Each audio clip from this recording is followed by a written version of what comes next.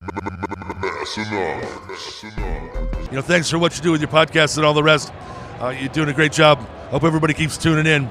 You get a lot of good info, a lot of insights, understandings of how to get strong, how to stay strong, how to use your strength. You do a great job, dude. You make things better than they are in real life, I think. If you don't follow Massenomics, y'all do it. Social media, website, everything. Massenomics. Welcome to Massenomics, the world's strongest podcast. Find us on Facebook, Instagram, and Twitter at Massenomics. Make sure you go visit Massenomics.com. There you'll find the rest of our powerful content. While you're there, check out our store and buy yourself some of that sweet Massenomics All right, gear. ladies and gentlemen, welcome to the Massenomics podcast. I am joined this week in, would this technically be St. Paul, Minnesota-ish? The greater St. Paul, Minnesota, with big Brad Neitzel. Brad, how's it going today? Oh, not too bad.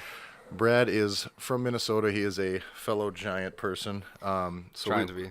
We just got done lifting, or not lifting. We just got done eating, and we left Buffalo Wild Wings, and it was pouring rain outside, and there was like a 45-minute wait, and we had people standing, like a bunch of little like Korean people standing in the entryway trying to get out of the rain, and we walk out, and this little lady goes, or a kid had said something. The little lady goes, Yep.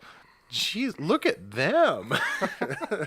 So we did leave some food for them. But anyway, Brad, welcome to the podcast. Brad's been listening to Massenomics before we get into all your iron cred, I'm interested to know in like how you stumbled across Massenomics in general, because we don't have like a very awesome marketing plan. So I'm always interested to hear like how in the world did you find this? Like how did you stumble into anything that we do here? I think it had to have been on Instagram. I have no clue how I actually originally found you guys. Mm-hmm. But I think I found you guys. I'm like, oh, that's a pretty cool shirt. I guess I'll start to listen to these guys. That's all it takes. All it takes is one good shirt for Tommy to design, and then we're all set. Yep. If Tommy doesn't hit that out of the park, we're all screwed.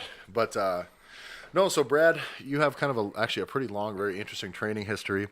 I want to get into just right now. Let's start right now with what you're doing. So right now you are training as a powerlifting? Right now I'm training for a powerlifting meet. Yep. Okay. And you had done some strongman stuff.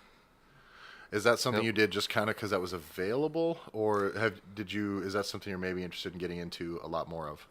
So I've done strongman usually when I get bored with just squatting, benching, and deadlifting. Yeah. Because it gets boring. I don't blame you. So, and actually kind of want to be an athlete still, like actually moving, not just be so fat, just kind of fat. Somewhat fat. Yep, somewhat. So I'll just bounce back, and I found that in the off season, when you're training for strength, a powerlifting meet's a great way to gauge your progress in that. For sure. Yeah. So, when was your last powerlifting meet? I competed last in March of this year. And was that, did you PR everything? Yep. Okay, well, those are good numbers to go off. Yep. So tell us, what were your numbers in March? I weighed in at 270 something or another, and I squatted 661, benched 369, pulled 733. Legit. Yep. I think that comes out to like a 1763 total. That's strong. How old are you? 28. Just turned 28. Ah, to be young. So that is, those are pretty legit numbers. Those are big numbers. But you hadn't always trained for just top end strength either. Nope. You said we had talked a little bit earlier, you had a bit of a younger past as like a fat kid. And then super fat. That was the so fat stage. Let's start with, talk to me about super fat Brad. So super fat Brad peaked at 12 years old. The high school coaches were just waiting for me to get there. Yeah. I was 12 years old and 225 pounds. No shit. Yep. How tall? I mean, were you a tall 12-year-old, or were you just? Yeah, I was. I mean, I was probably like 5'8" at the time. Okay. So I mean, for a 12-year-old, that's grader. probably tall. Yeah. But it was pretty fat. Just fat. Like man boobs and everything. Did you like gather some athleticism throughout the next few years? Yep. So what happened was my uncle and my grandpa, they both raced, and then I used to just like to ride ATVs for fun. Uh-huh. So I went trail riding with him once, and there's a motocross race the next day, and he goes, "How old are you?" 12, and there was like the 9 to 12 class, right? Yeah. and he goes, I'm going to sign you up. So I was 225 pounds on this like 90cc quad. It's just like begging for mercy. I think I weighed as much as the quad did. And I vividly remember getting last place and getting lapped by a girl. Nice. So from that point on, I think I dropped like 50 pounds that summer. Really? Yep. Was that what it was? You're like, I can't be getting beat by a girl. Yep. No, that was it. I mean, I not only beat, but lapped in like a 4-lap race. Like it was I remember the day, like clear as day. It was muddy. It rained the night before. There was this one jump that I was so fat I couldn't get up. I rolled backwards down and had to get a running start at this again just to get over the top. And this was on a motorized vehicle, right? This was on a motorized ATV. So it wasn't like you didn't have the legs to get up there. No. like the internal combustion engine did not have what it needed. It failed me that day. So to stop picking on a fat 12-year-old, then so you dropped some weight that summer out of just like I can't be doing this anymore. Well, I just stopped eating like a 12-pack of Cosmic Brownies at once. Nice. Yeah. And then so that puts us to like high school age ish. 7th, 8th grade. Okay. I lost and started playing basketball then. And then what about like through high school sports? So I played basketball in high school during the winter, and then I would race motocross during the summer. Okay. And then all throughout this, I was training. You know, like once I was 12, that was when I first started to lift weights. Okay. When I was 12. So you started lifting pretty early. Yep. Wild. So so throughout high school, what was your training like? What was the purpose? Was it just something you did? Was it? So in the beginning, when I was like 14, 15, when I wasn't able to drive, we had weights in the basement, and a lot of it was focused on just conditioning and not being fat. Mm-hmm. So I want to be faster at racing and more conditioned for basketball. And in high school, you're like, I sure hope girls are interested. You know what I mean? Like Yep. You're like, well, that's probably important at that age. Well, yeah. Then I got to high school. I was 6'4" and 185 pounds. Then you were basically a beanpole. Then I was a skinny fat with like 11-inch arms. Oh no shit. Yep. Really? Yep. So all that training got you nowhere. Basically. Just lost the fat. So then I know at some point you had gotten into, how old were you because you had done a bodybuilding show. At 17 was my first one. At 17. Yep. So what prompted that? Like, how did you go from, you were a fat kid and then you got tall. Yep. And then you were a skinny fat kid and then you're like, I want to do I want to get like spray tanned and everything. So this was, I think it was like my junior year of high school, and I was lifting. Like the day I turned 16, I got a truck and I got a membership at a gym and I got a job working at the gym. Okay. And then I busted my ankles up and I only played like 3 games my JV year or my junior year. And I just realized I liked lifting more than actually playing basketball. And then especially with that injury I had, I couldn't even play. Yeah. So what are you going to do? And I realized I just love lifting so much. And then usually with a lot of the hobbies I got, I'm either all in or all out. Yeah.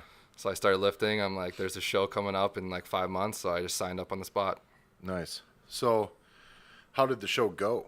I got second in the teens. Did you come in just then did you get in really good shape? It wasn't a situation where you ever see those memes where you're the guy who gets tricked into. No. So you showed up, you got jacked, you got tan in that amount of time? I was very tan and very skinny. And what clean. was the food thing like leading up to that? Because if you were ever a fat kid, you probably weren't like super like disciplined. And so to get that super lean, especially for a show, is like a fight especially for like a couple of months.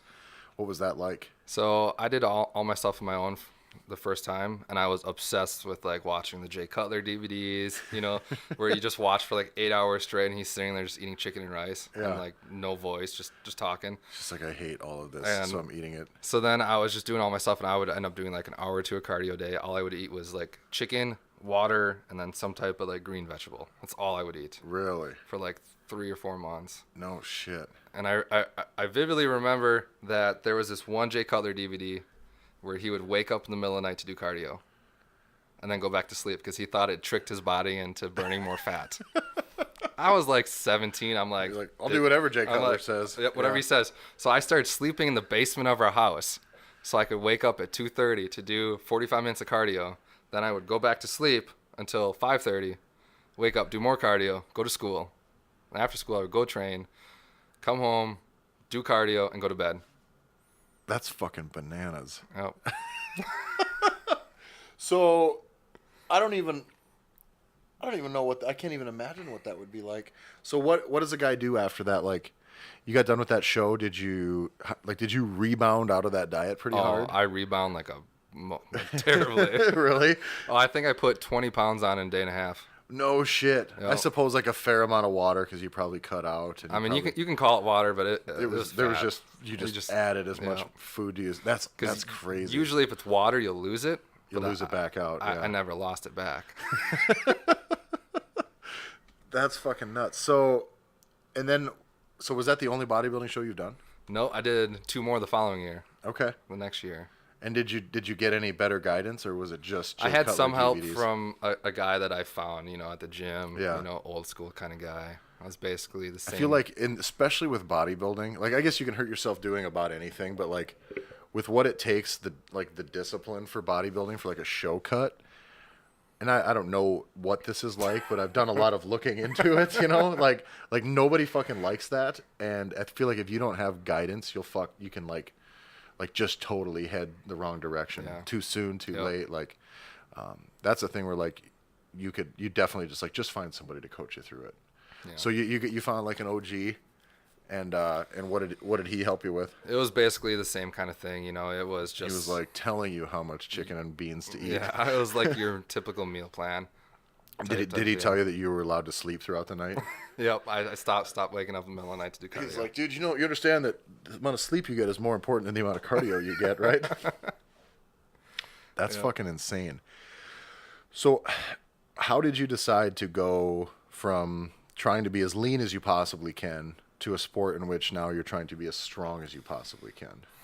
So basically, I think I did my first powerlifting meet when I was 22 years old. Okay. So from 17 to 22, I was in school in college, and basically I would lift during the winter, get fat, up to like 240-ish whatever pounds, Yeah. and then during the summer I still wanted to race. Okay. So I would cut down to about 210, and I did this back and forth for about 4 summers.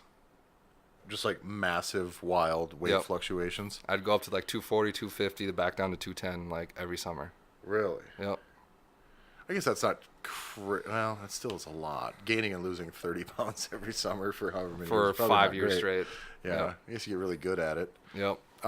So you did that for the racing thing, and then did you just decide that I think powerlifting would be cool, Basically, or did your training just kind of lead you in that direction? basically, my parents ran out of money Okay.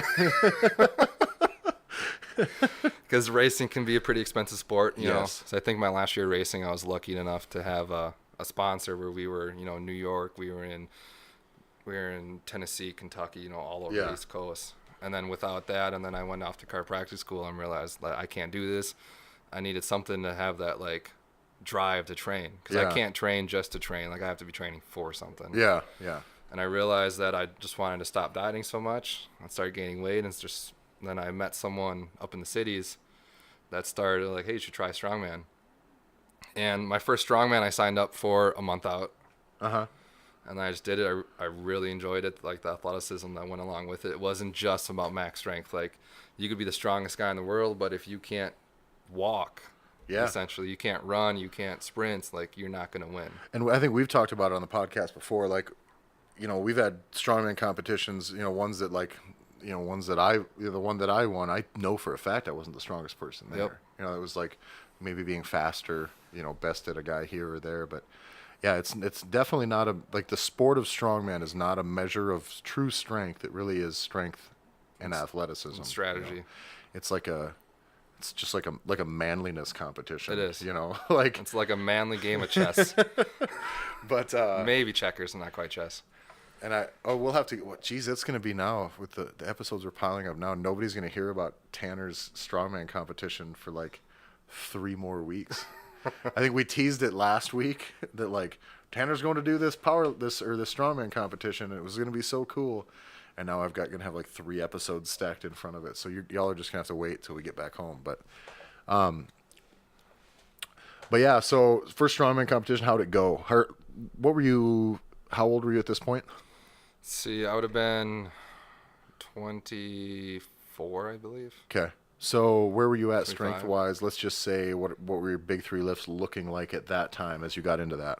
I was benching like low 300s, like Okay. pop, and then I think I was squatting just over 500 with like an ugly in heels, good morning type of stuff going on, and pulling mid 6s. Okay.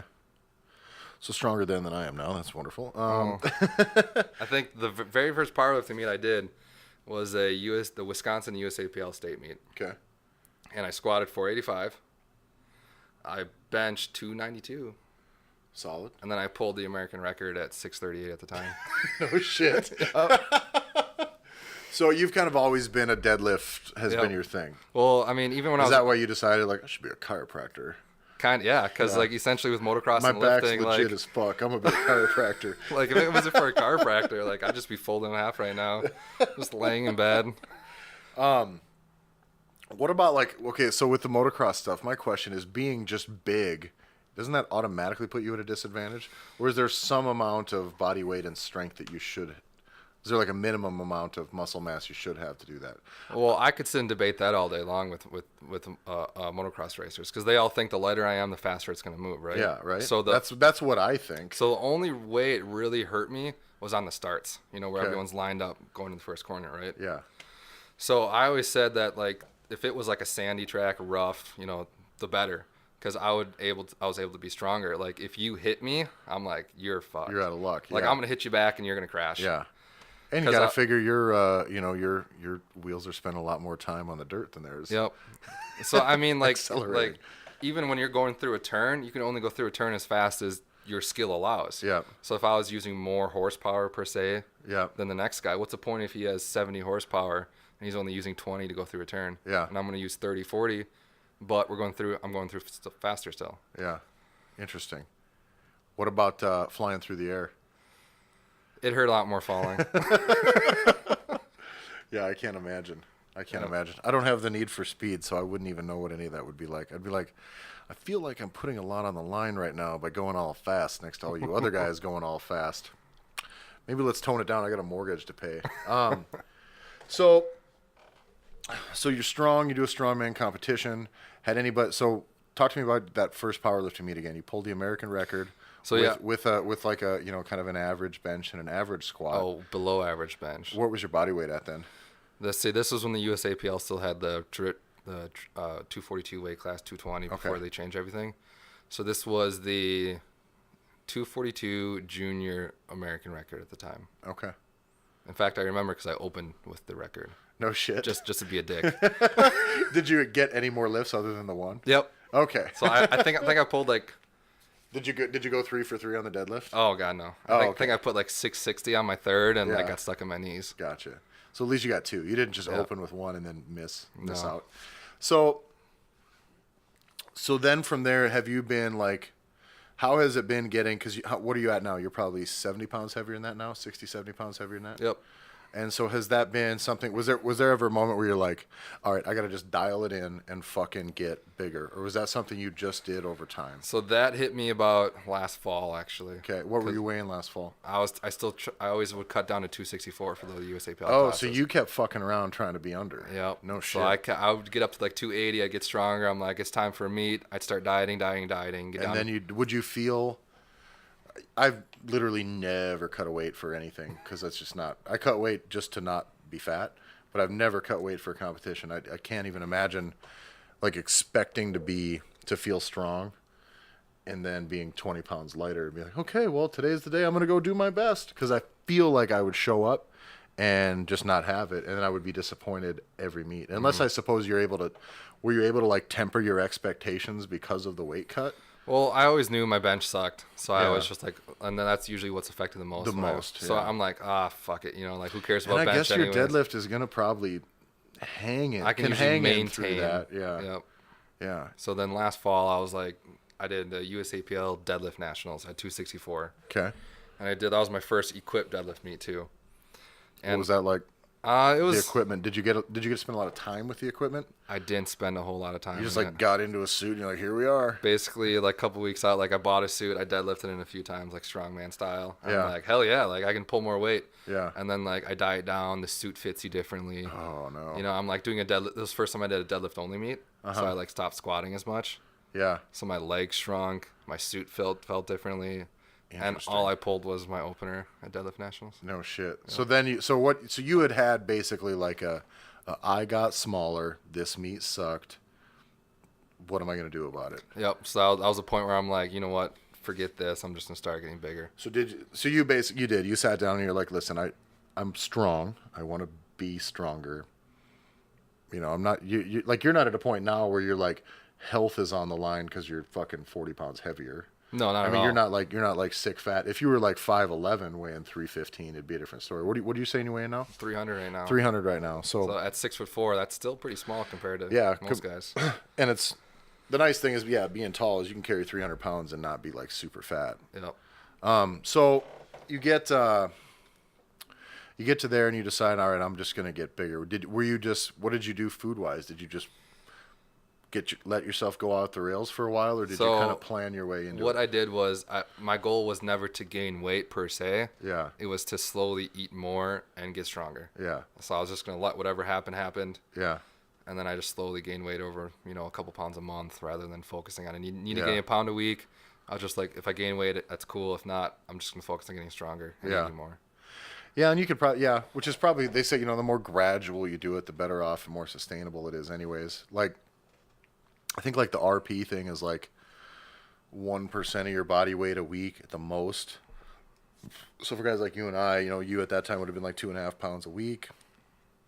But I think they also say like no more than, you don't want to go up or down in any direction for more than like 90 days at a time. Then you got to hold for 90 days. Yep. So the more gradual you do it, that hold isn't probably as necessary. But so you did that the right way. So you didn't come out like 300 pounds of fucking mashed potatoes. No, not which was that bad. which was a win.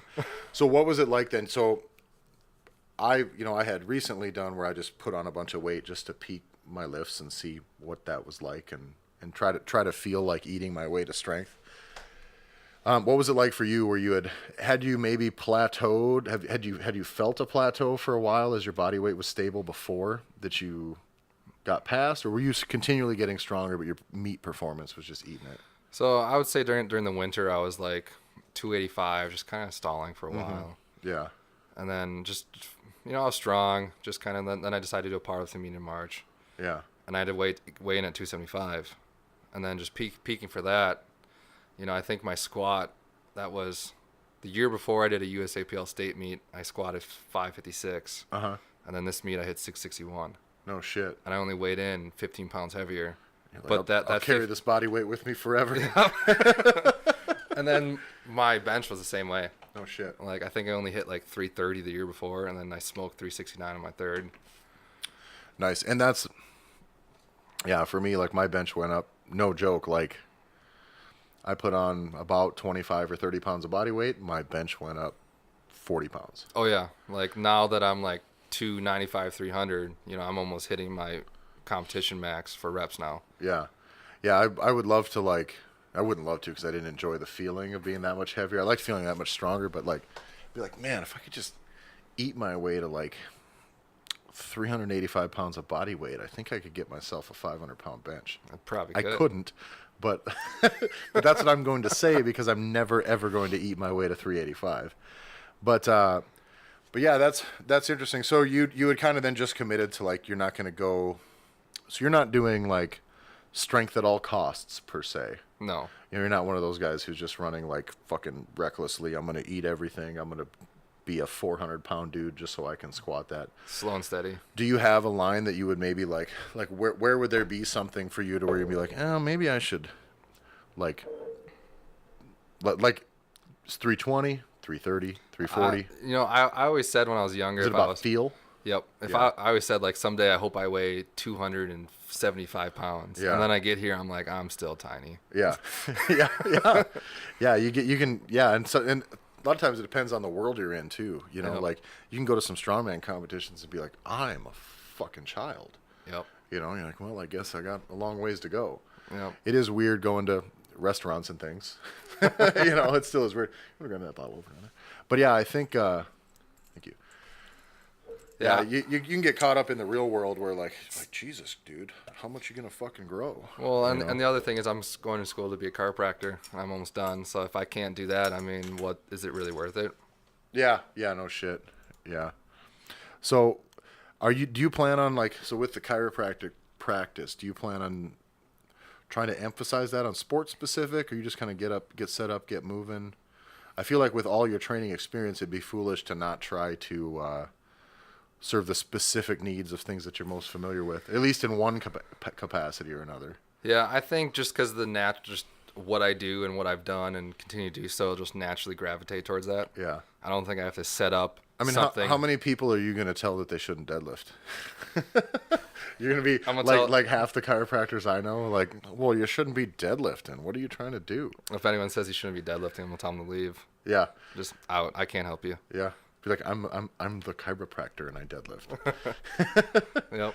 We've got, I had a guy, I won't sell anybody out, but we had a guy who I know and used to train with he was like about my size. He's like a 280-pound dude and was deadlifting, and he hurt his back and he had gone to the chiropractor. He didn't hurt his back deadlifting, and he hurt it just started bothering him. Mm-hmm. And so he was telling his chiropractor, like, well, I was deadlifting, but I don't think I hurt it then. And he said, I've, picked up barbells and stuff, and I just don't remember any specific incident. And the guy's like, well, how much were you deadlifting? He's like, well, and at that time, he wasn't like super strong deadlifter. He's like, I deadlifted like 425 or something. And the chiropractor was like, well, what are you doing trying to deadlift 425 pounds? You're going to kill yourself. And it's like, this is a 300 and, damn near a 300-pound dude who, like, in my opinion, if you're almost 300 pounds and you don't have the strength to lift 425 pounds, mm-hmm. you need to lose weight, but definitely it's not the deadlift. Like, you're not like overdoing it by deadlifting because you're not even strong in the deadlift. No. It doesn't make any sense to me. So any doctor that tells you like, well, you just shouldn't be deadlifting, just in general, not like in response to a condition that you have, mm-hmm. be like, get the fuck out of here. Oh, for sure. Like we were talking about this earlier, where deadlifting is like the most innate movement that you use on a daily basis. Deadlifting is far more natural of movement than a squat. Yep. And when we talk about like the true hinge pattern, not from kind of squatting down to pick something up, not to lift with your legs, not your back, but like to bend over, to brace yourself, to grab a thing and to pick it up. Ask a 2-year-old to pick something up off the floor. See how they do it. They're doing it right. Yep. It's us in our soft fucking lifestyle that's doing it wrong. Which actually brings up, too, how you said the word bracing. Yeah. Like you said, the guy didn't even hurt himself deadlifting. He probably hurt it picking up a couch off the ground. Yeah, I get hurt. I probably like the most painful back injury I ever had. I got hurt fucking sneezing. Yep. And it was because I was like reaching like across my bed for a thing and I sneezed. And I'm not even joking. I'm pretty sure that I like fractured a rib because of it. And I'm not even joking, because like for like 2 weeks at work, if I would cough at all, like I would get crunched up into this ball of fucking pain. It was nuts. So I'm certain that I had cracked a rib from fucking sneezing. I have an amazing story about cracking a rib. Let's hear it. So my friend in undergrad was the one that convinced me to do a powerlifting meet first. And so I've never done one, knew nothing about powerlifting. I'm coming off racing and bodybuilding and mm-hmm. using like these Velcro belts. That's all you touch, right? With these like leather gloves. Yeah. And so I'm about to squat the first time with like an actual like Inzer power belt. Yeah. And he goes, you want to put it as tight as you possibly can. Okay. So I have the thing on like the railing of a rack. I'm sucking my gut and he's trying to get it tighter. We finally get it to like the smallest notch we can. He's like, no, just unrack it and squat. So I get underneath the bar, go to unrack it. All I hear is drop the bar, drop to the ground. I cracked a rib. From the belt being too tight, unracking the bar. And you were overextended. Yep. No shit. I cracked a rib. That's fucking pretty sweet. I had to back out of my first powerlifting meet because I cracked a rib. Because your belt was too tight. Yep. On your first lift. Yep. My first try. Jesus Christ. It's a miracle you stuck with it. Let's talk about injury. Have you had any injuries? Have you been fortunate, unfortunate, anything major, surgeries, setbacks? Well, let's just start with racing. From racing, I assume there's lots. Racing was a lot of like beating yourself up. Yeah. So like wipeouts, that type of shit. I lost track of how many concussions I've had. I've snapped helmets in half from falling. No shit. Landed on. Hip contusions, sprain strains, basically just getting hit with a baseball bat over and over again. That's the best way to put it. And then at the end of racing, I tore my ACL. I believe I first hurt it racing. I got it stuck underneath the wheel, and it pulled me back under. But with racing, it's not a big deal because you're like in one plane. You're not going back and forth. Yeah, you're just straight and stable. So then the best story I got about it getting hurt is this ACL tear. Okay. So I don't know if you ever heard of... Did you poop when you tore your ACL? No. I don't know if you ever heard of Oktoberfest. I sure have. I was giving a piggyback ride and snapped. No questions. I'm going to follow up with that. You give it a piggyback ride on Oktoberfest? Piggyback ride on Oktoberfest, and I heard a snap, and that's how I tore my ACL. Ouch. But, so that was... good. But as far as lifting goes, I partially tore my hamstring a few times just stupid yanking on the bar type of deadlifting. Yeah. The worst one so far was I tore my bicep. Doing? Deadlift. You mixed grip? Yep. Is that what did it? You'll never do that again? So it was on like a warm-up set. No shit. It's my last warm-up set. Like if you ever watched like Eric Lillybridge deadlift, yep. The bar kind of comes out on his warm-up sets. Yeah. So like that happened to me, and then the bar drifted up, and then as it And drifted down, it snapped my bicep right when I hit that extension in that elbow. So what's your where are you at now with the reverse grip? Hook grip. You hook grip solely? Are you mix grip only in competition? Or I never mix grip. Never anymore. So either I pull. How long has this been since you've changed that? I pulled. So my first powerlifting meet, I still pulled mixed grip. I Okay. pulled 722 in that USAPL meet. Okay. And then I had a bicep. I only pulled mixed grip like 2 weeks out just to get used to it again. Yeah. And I had bicep irritation up at my shoulder so bad for 3 weeks I couldn't bench. And I'm like, fuck this. Like, it'll fuck up your other lift. Yep. So I just got determined. I was going to get used to it. And then the following year I pulled a hook grip. And I pulled a hook grip at Deadlift Nationals too. No shit. Yep.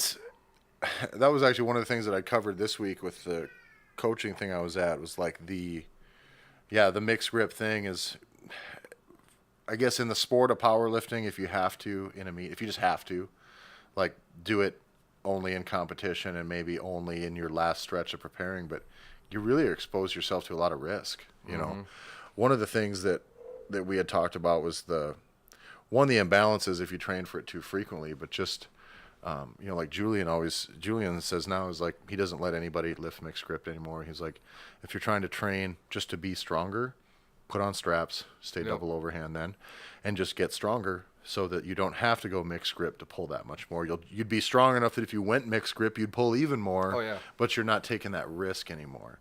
Well, I mean, and you see it all the time, though. The bicep tears in the deadlift, it's all mixed grip. Yep. That's all it is. And it's even fucking crazy. I'll see people do it with straps. They'll fucking set up mixed grip and straps. With straps, yep. And I'm like, what are you doing here? I used to do that. Like, I didn't know any better. And I'm not like an expert on anything, but I see it as like, well, you're taking one thing and now you're making it twice as risky because now it's heavier than you can even hang on to, and you're exposed to that risk. So I've actually started lifting now when I deadlift. Like, my grip is pretty legit because my hands are huge. Oh, so I got these baby hands. Yeah, you got baby hands. I have big man look hands. at that. Let's see this here. So we have my hands. We are about the same physical size, and my fingers are each like a full inch longer than Brad's. I win. So that's enough. That's enough dick measuring for today. That's why when people say they can't pull hook grip because their hands are too small. Lies. Yeah, you're not like a big guy with huge hands. Nope. Like, I can hook grip. I could hook grip. I could practically hook grip an axle. Yeah. But I have. So my grip as far as just hanging onto the bar is okay, but I feel so much more connected and not engaged with, like, I don't know. It's a weird feeling, but when I'm in straps, I feel like I deadlift more effectively. Well, from a pulling mechanics standpoint. That's because of your lat on that underhand. Like, if you have that underside, like your you lat, lose it. It's not pulling as efficient as the other side. So, but when I go, when I use straps though, I feel so connected to the weight. It doesn't feel like it's something that is, I don't know. So now I'll just lift when it's heavy, and when I feel like if I'm lifting a heavy weight and I don't feel strong, I'll just put straps on, and I can knock out a couple more reps.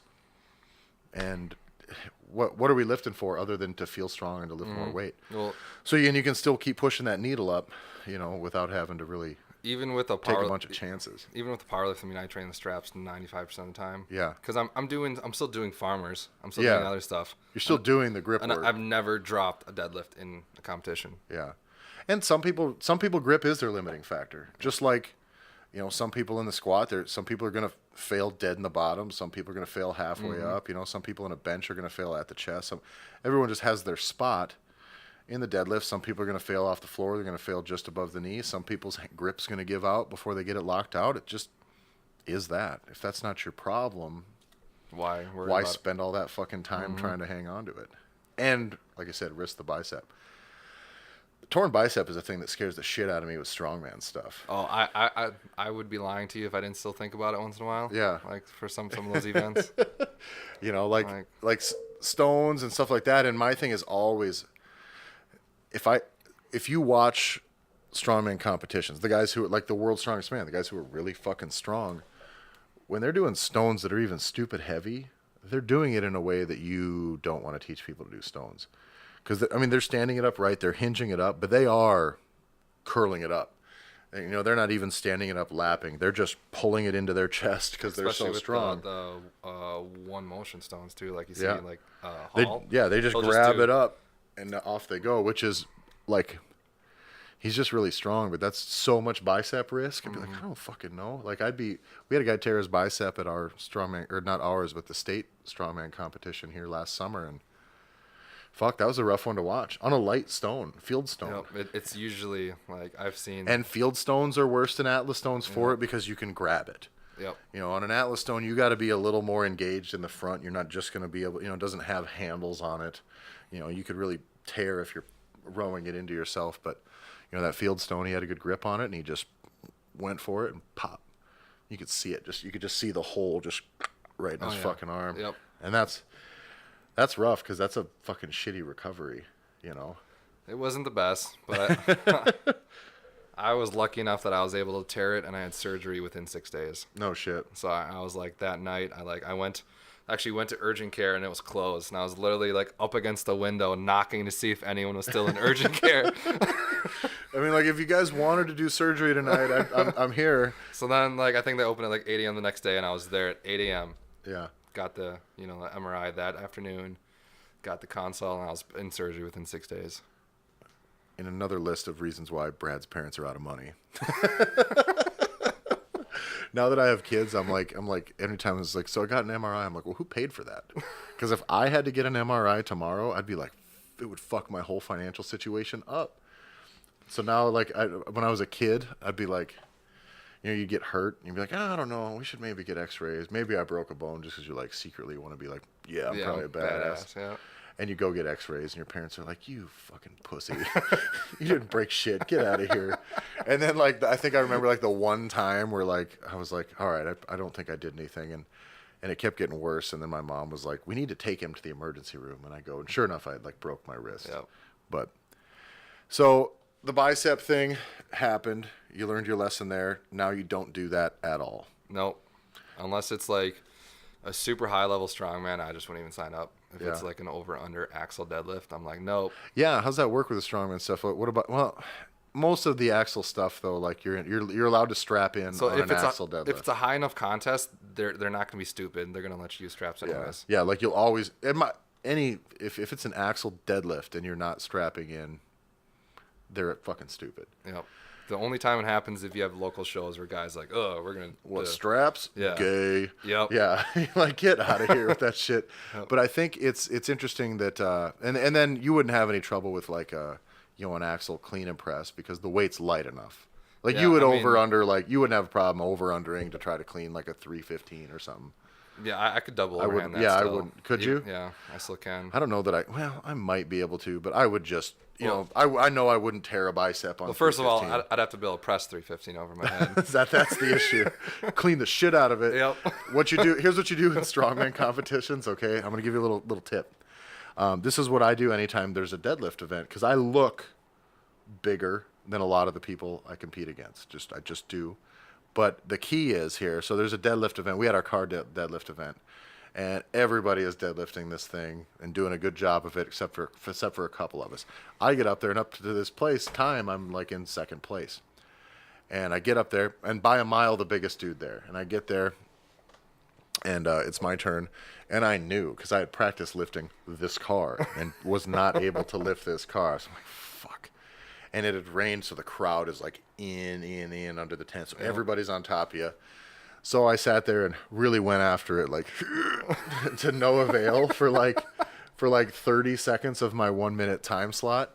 And then what you do, if you're going to fail, even a press like that where you clean and press it, is you get up there, you go, and then when you're done and you give up, you just kind of Grab your hamstring a little no, bit. you don't grab anything. You just kind of shake out a little bit. You're just like, I don't know. And then people will be like, oh, he must have got hurt or something, because he obviously could do that. And then when you walk away, you're like, I definitely obviously could do that.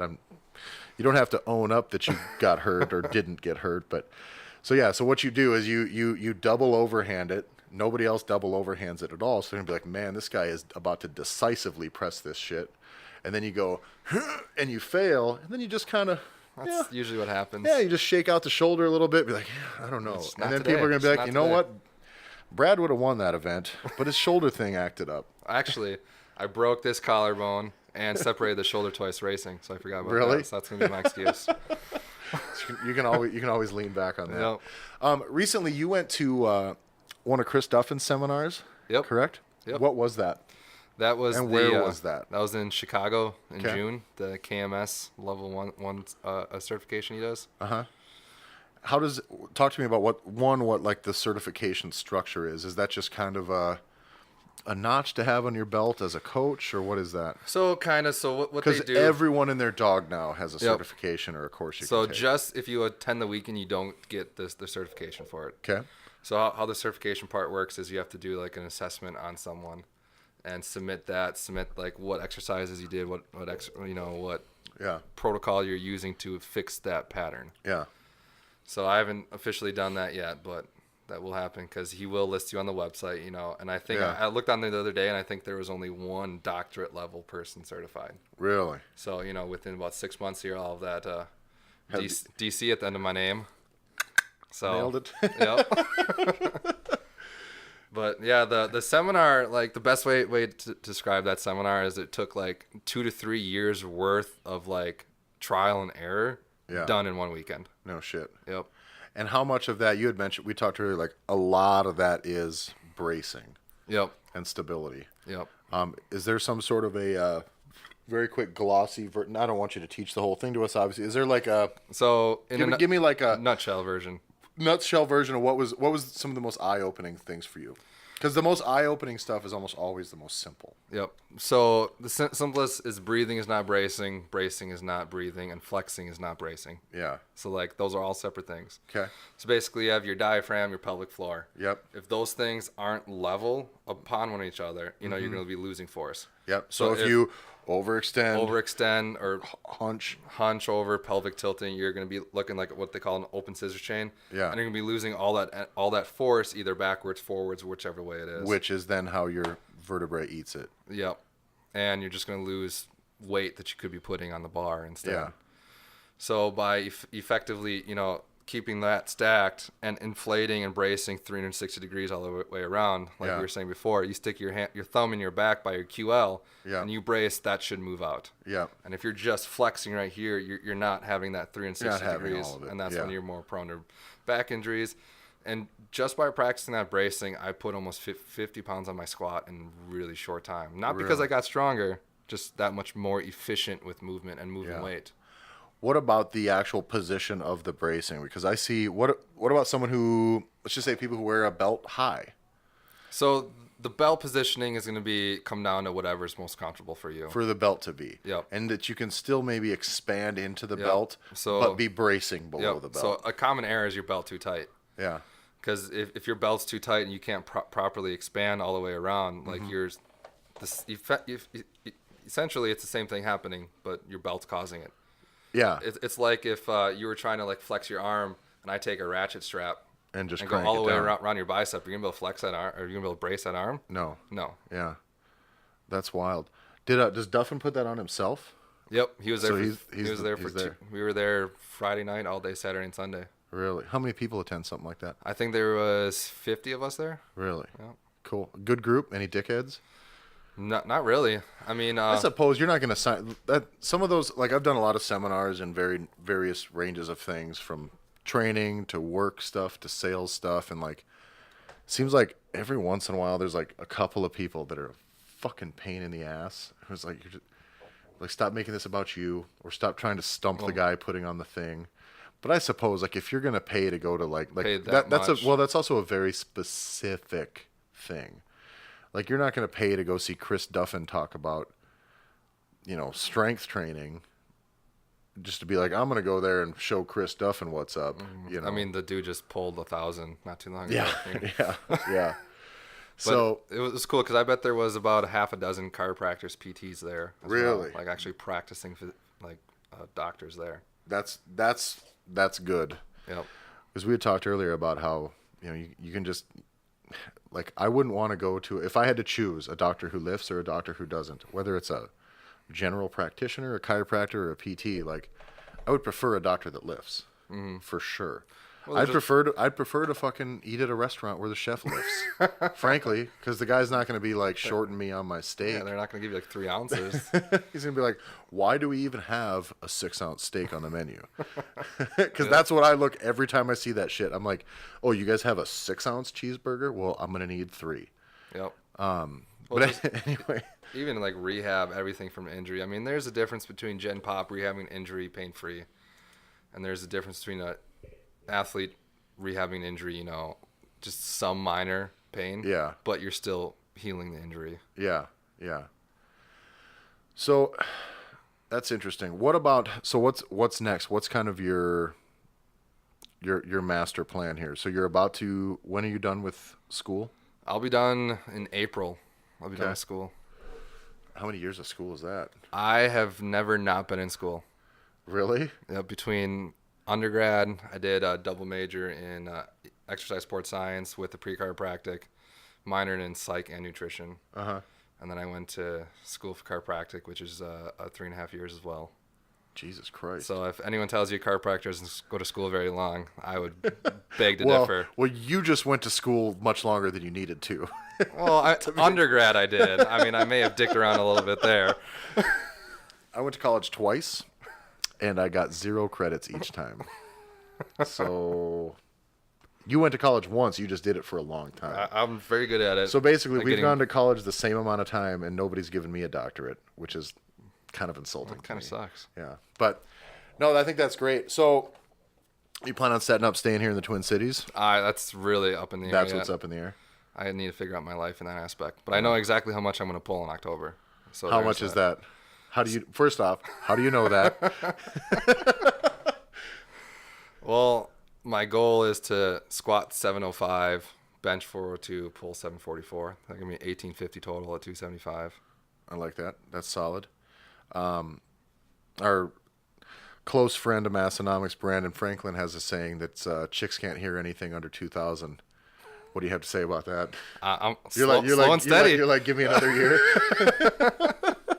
Just give me another year. Every time, my wife, she kind of has a little bit of a crush on old Frank Daddy's. What is it, Frank Daddy 77 on Instagram? Yep. I think that's what it is.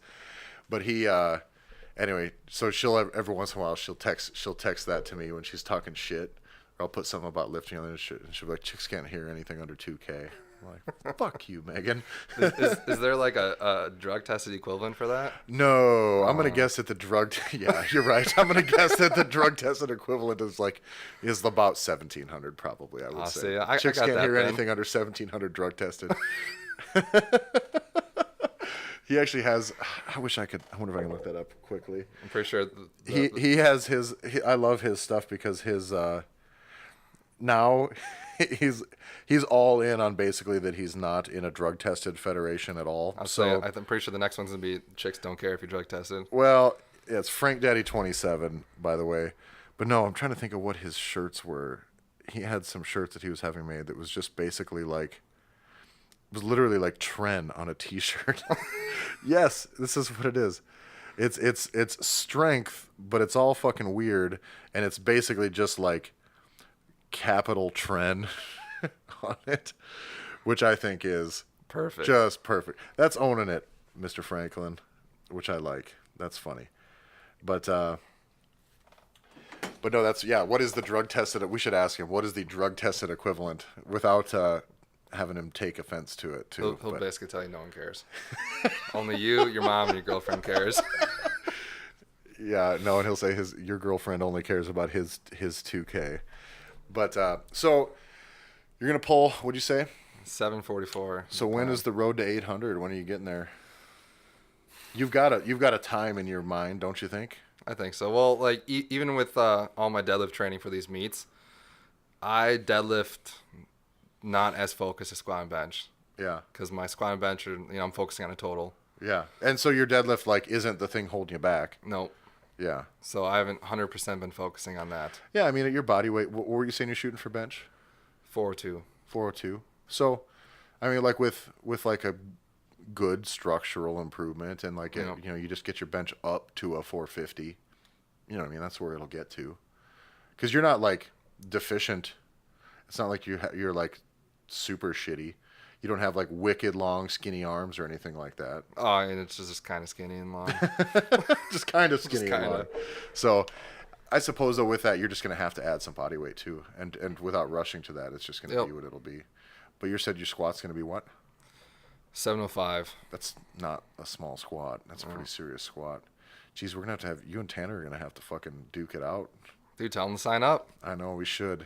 I don't know where he's at with his powerlifting stuff. He's been like I think grinding the strongman stuff because it's been easier on his shoulder as he's been kind of easing back into benching. But one thing I did for my shoulder was I narrowed my grip a lot.